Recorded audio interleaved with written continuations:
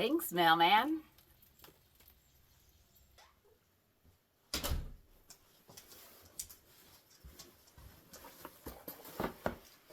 Hey there, poppers. Lynn here, just for the health of it, and we have received a special delivery.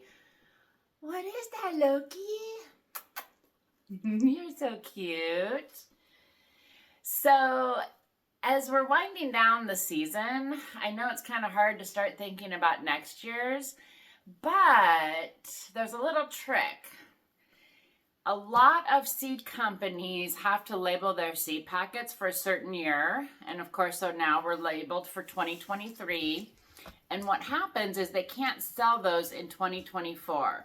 So they will often start putting things into huge discounts. And seeds don't really expire.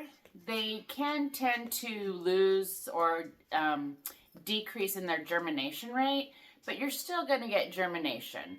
So an example is some of these seeds that I bought from Botanical Interest were 50% off. And if my seed germination only drops by about 10% each year, I'm money ahead. I mean, it's almost like getting double the seeds. So some of my purchase was leaned just towards what was on sale. So I looked through what was on sale and decided, are you being silly, Loki?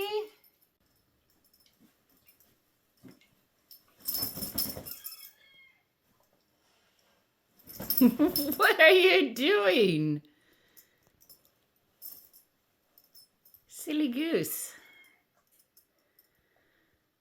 What's going on, Freya? And the other item is you want to get your garlic planted now. So you typically want to get it in after your first frost date, but before the ground is frozen and not workable.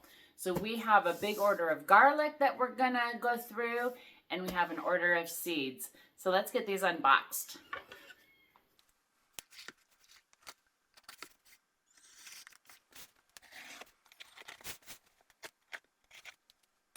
All right, let's go through the garlic first.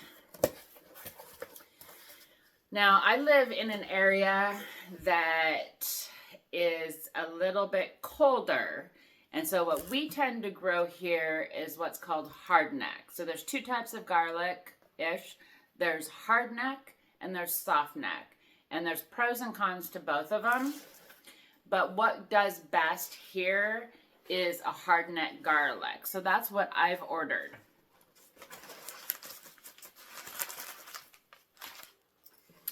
All right, so this first one, so this is 8 ounces. And this is called Music. Now, I've grown this before and I've been very successful. You can see these are pretty nice size heads. And like I said, they package these in 8-ounce packages. So you can see that's 4 heads. And with a hard neck, you're going to get like 1, 2, 3, 4, 5, 6, 7, 8 per head. So 7 times 4. This is going to give me 28 heads of garlic next year, if all goes well. So like I said, Music is one that I have had great success with here. Okay, this is a new one to me. Now this is called Premium Northern White. And it says it's a late season, so probably harvest it closer to the end of July. Finally, good strong garlic in a large clove. The heritage of this unique garlic can be directly traced to northern Germany, and it could possibly be the most cold hardy variety known. It's a potent hardneck that is easy to peel. Its large clove size makes it a great all-purpose garlic, especially for baking. So 8 ounces, you can see that's 3 heads, but see how large those are? So if there's 8 cloves per head, I mean, I'm still gonna get 24 good plants out of this. All right. This one is a chestnut red.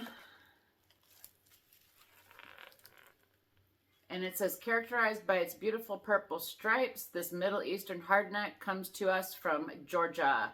One of our best all-around cooking varieties because its full body flavor lingers and is retained after cooking. So some of these, like I said, I've grown music. I've had great success with it, and I do like the taste. But every year I like to try 1 or 2 new ones just to kind of see if I can find stuff that grows better here, or something that I like the taste of, or, you know, it has a longer storage life.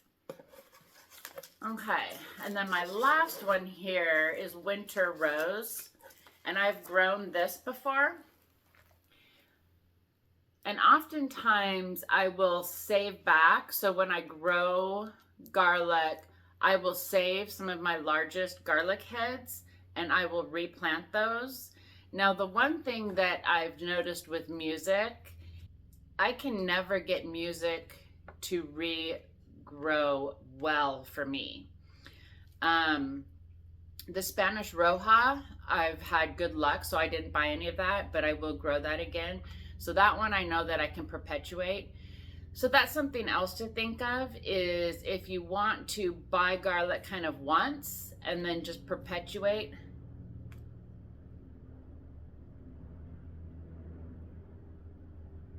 Big helicopters. I live near a military base, so it's a sound of freedom. But that's one thing to consider if you want to just kind of buy garlic once and perpetuate your own crops. You'll want to find a variety that's going to regrow in your area well. All right. Okay, so a lot of these seeds I already know aren't necessarily like for mass production or for the puppers to eat for dinner. Loki always loves to see what we get. Some of them are for pollinators. Some of them are just because they're gonna be pretty. And Botanical Interest was purchased by one of my favorite fellow YouTubers, and that's Epic Gardening, Kevin at Epic. And so I love supporting someone that I am familiar with, that I know has great ethics in the gardening area, and has really helped me along in my journey. Okay, they always give you a free seed if you order a certain amount. And this one we got a mesclun mix. So this is nice, kind of like a lettuce greens mixture with a little bit of spice to it. Okay, we have some peppers. This is a cayenne blend. An early jalapeno. And this one, now I've grown the other two, and I know that they're always just a good staple to have around. This one I have never grown, and it just sounded really cool to me. It's called New Max Lemon Spice. And it says jalapeno heat with a slight citrus flavor. Yum. Okay, and then this is another one. I grow sugar snap peas because Frey and I will just eat them all summer long or all spring. And I am working on how can I replace store-bought items and canned items in my pantry with stuff that I can grow. And I know, but I love canned peas. Not as much as I love pickled beets, but I do love me some canned peas. With spaghetti, yeah, just makes me think of mom and home. So I've never grown shelling peas before, and I wanted to give that a try. So I saw that they had some shelling peas. And this pea keeps its cool, but can take the heat. So people probably don't think of Washington as a heat area, but in the summer I mean, we're in the 90s and hundreds for 3 months with no rain. Okay, here is a sweet bell pepper blend. And sometimes I would maybe not lean towards blended mixes because you don't know if you're going to get a variety you like and one of those, and then you can't figure out what variety it is. But these were, like I said, you know, I think these ones were 50% off. So for the price and for some good bell peppers, we'll take it. And shishito, this has been one of my favorite ones to grow this year. I did save seeds from my shishito peppers that I grew this year because I just loved them. But I thought it's always good to have a backup too. And serrano. Serrano is not one actually that I've grown. Weird. Okay, and then I always love to have a good ground cherry. Now this is the pineapple one. I've always grown Aunt Molly's. I have not grown the pineapple, so we'll be able to kind of compare those two and see how we like it. Here is an orange sun bell pepper. A golden California wonder. And I like to have a lot of different types of peppers because a lot of the stuff that I'm canning, I'm going to be making spaghetti sauce, which I love sweet peppers in. I'm going to be making salsa, which I like a mix of sweet pepper and hot pepper. And then even things like jalapenos, I want to make cowboy candy. I like to stuff jalapeno peppers, you know, just kind of as a meal in of itself. So I do like to grow a lot of peppers, and I'm still kind of working out. King of the North did really well for me this year. One of my jalapeno plants did well, and the other one did not. But so I'm still working out what varieties are going to do really well. We have a long growing season, but the beginning and the end are really cold and wet, and the middle is really hot and dry. So trying to find plants and peppers and stuff like that that are going to do well throughout the season, I'm still fine-tuning. Sweet banana peppers, always a good staple. Jimmy Nardello, I've never grown this one, but I see Kevin and Jacques on Epic Gardening are always growing this one, and Jacques loves it. So I figured I'd give it a try. Okay, I do really well starting seeds from onions here instead of using seed like bulb starts.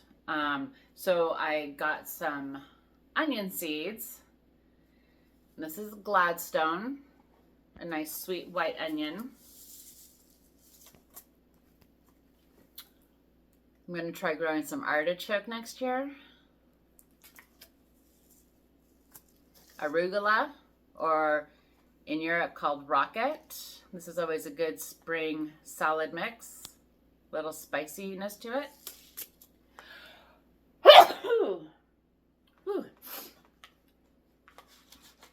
Okay, this was my favorite bean this year that we grew. I canned up a whole bunch of it, and Freya and I ate a lot of fresh ones, huh, baby girl? This is the Blue Lake 274, and it's a bush bean. And here's another bush bean contender. I have not grown the contender, but I know quite a few people who have been very happy with it. So I thought I would give this a try. A French filet bean.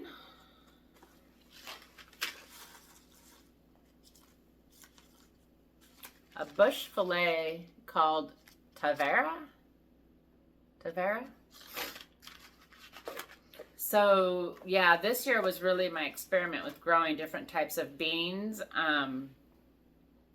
and canning them to see if I would actually like them canned. I'm just trying to not use up my freezer space and to actually have everything be shelf stable. I have personally lived here in a wintertime where we were without power for 14 days. And I was just talking with one of the neighbors, and she said within the last few years, they actually went 21 days in the winter without power. So I am really looking to that and making sure that I'm not relying on my freezer. I would hate to have a whole summer's crop in the freezer and lose power and have them go bad. So I'm really kind of making sure everything is canned in jars this year. Oh my goodness, I better speed up here. Okay, we got some Danvers carrots, just a tried and true. I did pretty good with my celery this year, so this is a variety Utah. I haven't grown the specific one, but I did like having celery around. Okay, fun, only because popcorn. Now this variety is called strawberry, but it is grown specifically just for popping. Armenian cucumber. I'm trying some new cucumber varieties. Space Master cucumber, because I'm struggling to get highly productive cucumber plants. I don't know what my deal is. I liked having some leeks, so we're gonna give the King Richard a try. And then I was successful with my mini melons. So I'm feeling brave enough. I'm going to move on to full-size ones. So Haley's Best Jumbo. Oh, here's some more onions. Cabernet I have grown. I do like those very well. And then, of course, I mean, in Washington, one must grow Walla Wallas, right? Here is Italian red scallions and some bunching onions, Tokyo long white. Ooh, my. This is what I grew this year. Radicchio, kind of a good salad extender, I would call it. All right, here we're just going to get into a whole bunch of tomatoes. Here's the Ace 55. You always need a good Italian Roma in the garden. Chocolate cherry I have grown and love. This is a new one to me here. Pineapple. Here's another Roma style, the San Marzano. Tried and true. Oh, here's another more full-size Crimson Sweet Watermelon.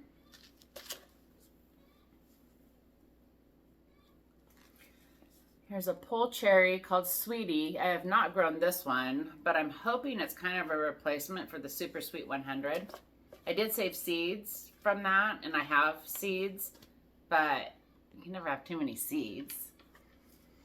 All right, and then it looks like here's some more shelling peas. So I'm going to try a few varieties, and we'll see which one grows the best for us, and also which one tastes the best. Oh, and then it looks like I got a large packet of Provider. I don't know why I bought a large packet and a small packet. Sometimes who knows these things, right? Oh, I'm already getting so excited for next year's garden. Like,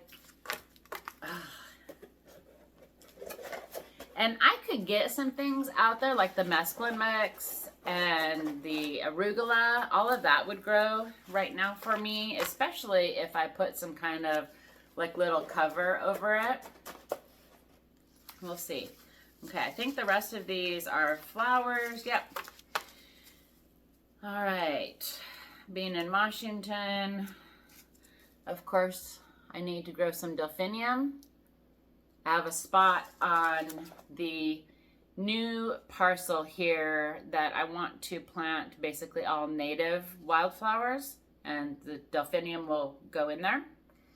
And then sweet alyssum, always a good companion in your vegetable garden.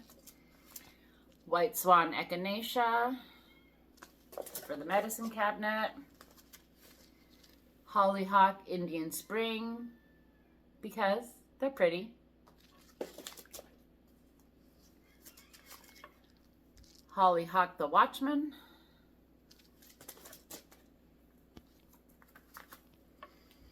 Anise Hyssop, both a pollinator attractor and for the medicine cabinet. Nasturtium, it's a variegated.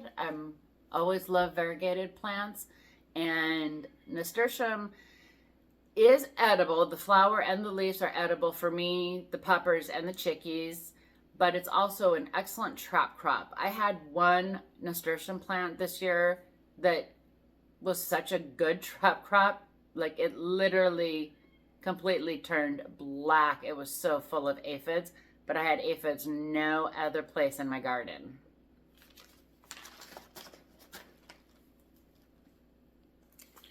Penstemon, pollinator attractor and pretty.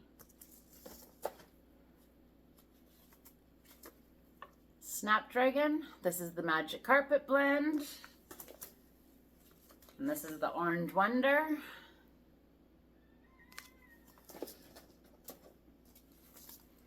Violas, and violas are edible. I don't find the texture that exciting, but when the zombie apocalypse comes, it's always good to know what plants you can eat. But I love the purple and yellow on the Johnny Jump Up violas. And some zinnias. So again, this seems a little chaotic. It's a bit of a crazy mix, and it definitely is not my complete plan or garden for next year. But these are 2023 seeds that went on sale, and so I thought I would just take advantage and get these in my seed stash. And here, I won't have to worry about if there's any shipping problems or if seeds, have production issues or anything like that. I know I've got a lot of backup seeds at this point. I've got some new fun varieties I'm going to give a try. And I've got a lot of pretty, pretty flowers just to get the pollinators in. So this will definitely help round out next year's garden. All right, puppers. So remember, start scoping out those websites. Oh, hang on.